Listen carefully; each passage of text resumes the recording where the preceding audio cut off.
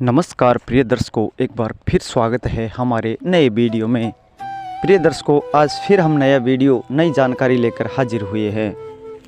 प्रिय दर्शकों, आज का जो प्रसंग है बड़ा ज्ञानवर्धक है, बड़ा मोटिवेशनल है।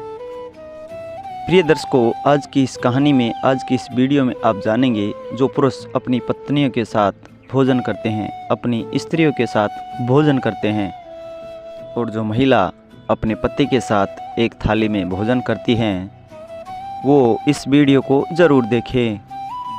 प्रिय दर्शकों, धर्मशास्त्रों में ऐसा लिखा गया है कि पत्नी को पति के साथ एक थाली में भोजन कभी भी नहीं करना चाहिए। अब इससे क्या फ़ायदा होता है और इससे कौन कौन से नुकसान होते हैं, ये सारी जानकारी हम आपको वीडियो के माध्यम से बताएंगे। वीडियो शुरू करने से पहले जो लोग हमसे नए जुड़े हैं वो हमारे चैनल को सब्सक्राइब करें ताकि हमारा हर आने वाला वीडियो पहले आप लोगों तक पहुंच सके। शुरू करते हैं प्रिय दर्शकों आज की प्यारी सी कहानी, आज की प्यारी सी चर्चा, और आपको बताते हैं जो पति पत्नी एक थाली में भोजन करते हैं उनके परिवार पर क्या दुष्प्रभाव पड़ता है और हमारे धर्म ग्रंथों में इसके बारे में क्या लिखा गया है। प्रिय दर्शकों, अधिकांश परिवार में पति पत्नी एक थाली में भोजन करते हैं। हालांकि इस संबंध में कुछ लोगों का ऐसा मानना है कि एक थाली में भोजन करने से पति और पत्नी का रिश्ता मजबूत हो जाता है, लेकिन इस विषय में भीष्म पितामह ने पांडवों को इसका राज के बारे में बताया था। हालांकि इस विषय में बड़े बुजुर्ग और धर्मशास्त्रों के जानकार कहते हैं कि पति और पत्नी को एक थाली में भोजन कभी नहीं करना चाहिए। लेकिन ऐसा क्यों कहा जाता है, इस विषय में अक्सर लोग नहीं जानते हैं।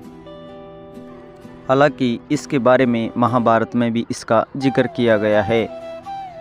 आइए जानते हैं कि पति और पत्नी को एक थाली में भोजन क्यों नहीं करना चाहिए।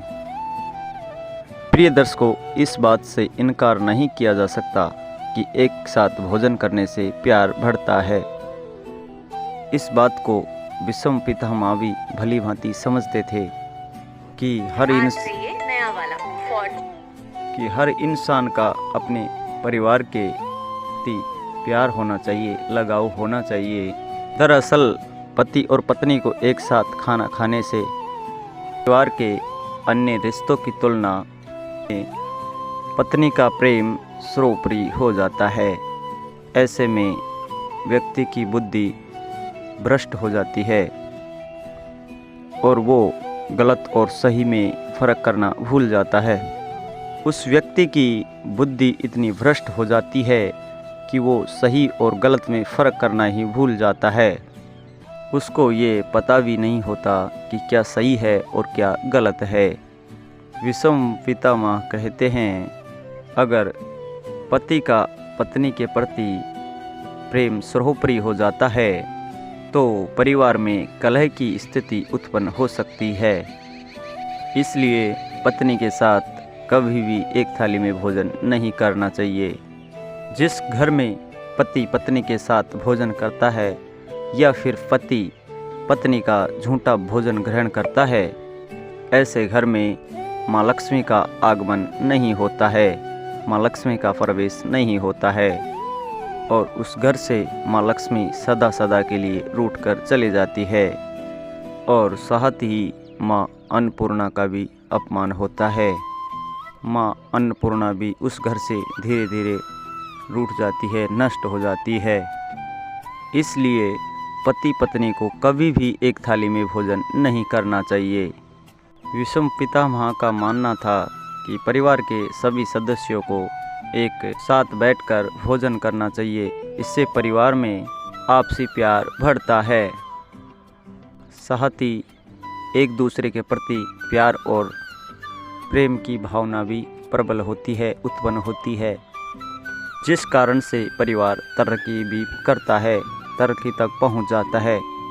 लेकिन एक साथ भोजन करने का मतलब ये नहीं है कि आप अपनी पत्नी की थाली में बैठकर भोजन करें या फिर पत्नी पति की थाली में बैठकर भोजन करे।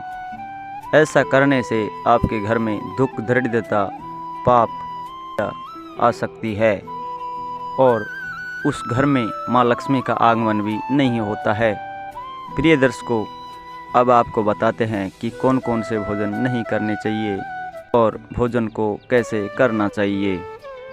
इस विषय में विषम पितामह का मानना था, अगर परोसे हुए भोजन की थाली को यदि कोई लाग जाता है तो वह भोजन कीचड़ के समान हो जाता है, कीचड़ के समान दूषित हो जाता है। इसलिए इस भोजन को कभी भी नहीं करना चाहिए। ऐसे लांगे हुए भोजन को जानवर को खिला देना चाहिए। इसके अलावा अगर भोजन की थाली को कोई पैर मारकर चला जाता है, ऐसे भोजन को भी हाथ जोड़कर त्याग कर देना चाहिए। दरअसल ऐसा भोजन दरिद्रता लाता है, पीड़ा लाता है। विषम पितामह और कहते हैं, यदि भोजन की थाली परोसे हुए भोजन की थाली पर यदि किसी महिलाओं की लावन पड़ जाती है, यानी कि लहंगा साड़ी की लावन पड़ जाती है, उस भोजन को भी कभी नहीं करना चाहिए। वो भोजन भी मलत्याग के समान दूषित हो जाता है। ऐसे भोजन को जानवरों को खिला देना चाहिए। ऐसे भोजन को ग्रहण करने वाले व्यक्ति के ऊपर भारी संकट आने की संख्या रहती है, भारी संकट आने का डर रहता है और धीरे धीरे उसका नसीब कुंडली मारकर सो जाता है। हजारों यत्न करने के बाद भी उस व्यक्ति का भाग्य उदय नहीं होता है। विषम पितामह कहते हैं कि भोजन करते वक्त अपने मुंह को बंद रखना चाहिए।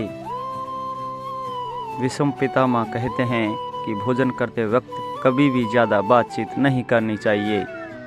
मौन होकर, शांत चित्त मन होकर भोजन को चबा चबा कर खाना चाहिए, प्रेम से खाना चाहिए।